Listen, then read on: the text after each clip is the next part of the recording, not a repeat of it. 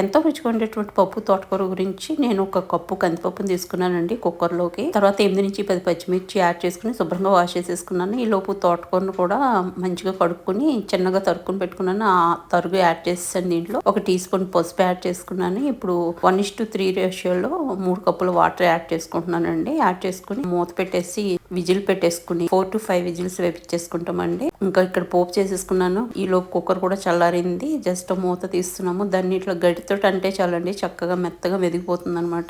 ఇంకా పోపు కోసం నేను ఇక్కడ 1 టేబుల్ స్పూన్ ఆయిల్ వేసుకుని కచ్చపచ్చ దంచుకుని వెల్లుల్లి డబ్బులు, ఆవాలు, జీలకర్ర, మినపప్పు, ఎండుమిర్చి, కరివేపాకు వేసుకున్నాను. అది మంచిగా ఫ్రై అయిన తర్వాత ఒక 1/2 టీ స్పూన్ పసుపు, ఒక 1/2 టీ స్పూన్ కారం వేసుకుని మనం మెదిపి పెట్టుకున్నటువంటి పప్పు మిశ్రమం, ఒక చిన్న నిమ్మకాయ సైజులో చింతపండు నానబెట్టి పెట్టుకుంటామండి. దాని నుంచి తీసినటువంటి చింతపండు గుజ్జుని ఇక్కడ యాడ్ చేసేసుకుంటాం మనము. యాడ్ చేసేసుకుని రుచికి సరిపడా సాల్ట్ కూడా వేసేసుకుని మొత్తం అంతా మంచి